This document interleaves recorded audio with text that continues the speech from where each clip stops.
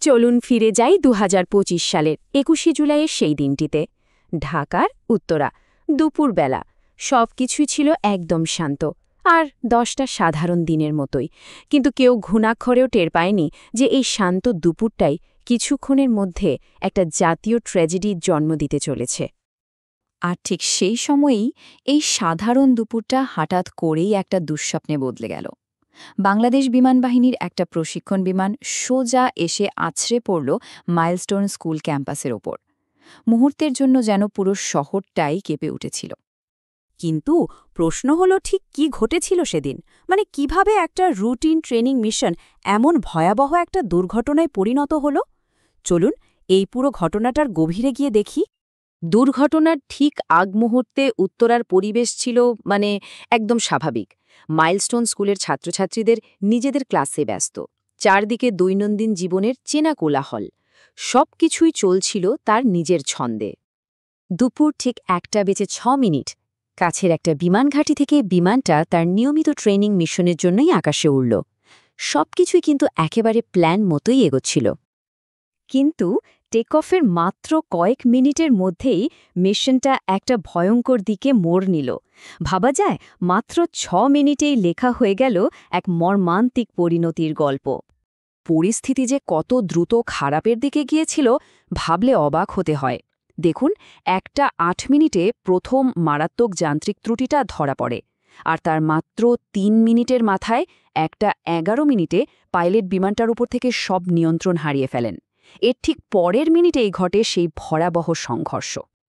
Pilot কিন্তু শেষ মুহূর্ত পর্যন্ত চেষ্টা করে যাচ্ছিলেন। উনি মরিয়া হয়ে একটা খোলা জায়গা খুঁজছিলেন, যাতে এমার্জেন্সি ল্যান্ডিং করে ক্ষতি এড়ানো যায়। কিন্তু শেষ রক্ষা হয়নি। বিমানটা নিয়ন্ত্রণ হারিয়ে তখন অপ্রতিরোধ্যভাবে একটা জনবহুল এলাকার দিকে ছুটে চলেছে। আর তারপর ঠিক ১:১২ বিশাল বিমানটা মাইলস্টোন স্কুল ক্যাম্পাসে আছড়ে পড়ল। এক মুহূর্তে, এক নিমেষে পুরো স্কুল চত্বরটা যেন আগুন আর ধ্বংসস্তূপের এক ভয়ঙ্কর দৃশ্যে পরিণত হল। দুর্ঘটনার পরপরই ক্যাম্পাসের ভেতরে কি হয়েছিল তা কল্পনা করা কঠিন। চারিদিকে শুধু আগুন, ধোঁয়া, বাচ্চাদের কান্না আর চিৎকার। এই চরম বিশৃঙ্খলার মধ্যেও অনেক শিক্ষক কিন্তু নিজেদের জীবনের ঝুঁকি নিয়ে ছাত্রছাত্রীদের উদ্ধার করতে ঝাঁপিয়ে পড়েছিলেন।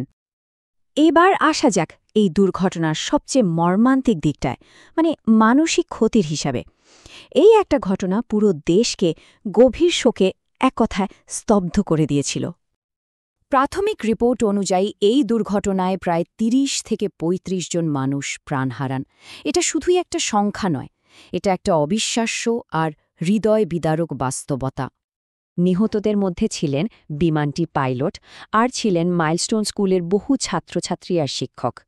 এই প্রত্যেকটা জীবন ছিল সম্ভাবনাময়, যা সেদিন এক মুহূর্তে ঝড়ে নিভে গিয়েছিল। শোকের পাশাপাশি তখন আরেকটা জিনিস খুব জরুরি হয়ে পড়েছিল, সেটা হলো কারণ খুঁজে বের করা। দুর্ঘটনার পেছনের আসল সত্যটা জানতে সরকার আর বিমান বাহিনীর পক্ষ থেকে একটা যৌথ তদন্ত কমিটিও গঠন করা হয়। তদন্ত শেষে বেশ কয়েকটা গুরুত্বপূর্ণ বিষয় কিন্তু সামনে উঠে আসে।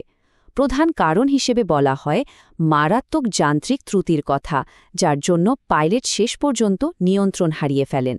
তবে এর পাশাপাশি একটা বিপজ্জনক ফ্লাইট পাথের এত কাছে স্কুলের মতো একটা জায়গা থাকাকেও বড় ঝুঁকি হিসেবে চিহ্নিত করা হয়েছিল। এই তদন্ত রিপোর্টের ওপর ভিত্তি করে ভবিষ্যতে যেন এমন ভয়াবহ ঘটনার পুনরাবৃত্তি না হয়, তার জন্য বেশ কিছু গুরুত্বপূর্ণ এবং সিস্টেমিক পরিবর্তন আনার সিদ্ধান্ত নেওয়া হয়।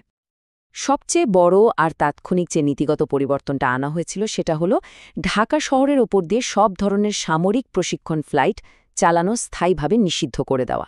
নিরাপত্তার জন্য এটা ছিল একটা যুগান্তকারী পদক্ষেপ। শুধু আকাশেই নয়, মাটিতেও নিরাপত্তার জন্য অনেক কিছু করা হয়েছিল।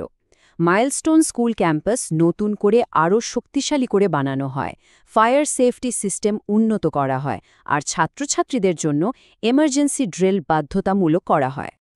আসলে এই মর্মান্তিক দুর্ঘটনাটা শুধুই একটা দুঃখের স্মৃতি নয়, এটা আমাদের সবার জন্য নিরাপত্তার সচেতনতা আর দায়িত্ববোধের গুরুত্ব নিয়ে একটা শক্তিশালী সতর্কবার্তা। এটা আমাদের শিখিয়ে দিয়ে গেছে যে প্রযুক্তি আর মানবিকতার মধ্যে ভারসাম্য রাখাটা কতটা জরুরি। সময় হয়তো অনেক ক্ষত সারিয়ে তোলে, কিন্তু কিছু স্মৃতি, কিছু শিক্ষা চিরস্থায়ী হয়ে যায়। মাইলস্টোন স্কুলের সেই ভয়াল দুপুরটা আমাদের শিখিয়েছে নিরাপত্তা কোনো নিয়মকানুনের বেড়াজাল নয়, এটা আসলে জীবন বাঁচানোর একটা প্রতিজ্ঞা। এখন প্রশ্ন হলো, আমরা সেই প্রতিজ্ঞা রক্ষা করতে কতটা প্রস্তুত?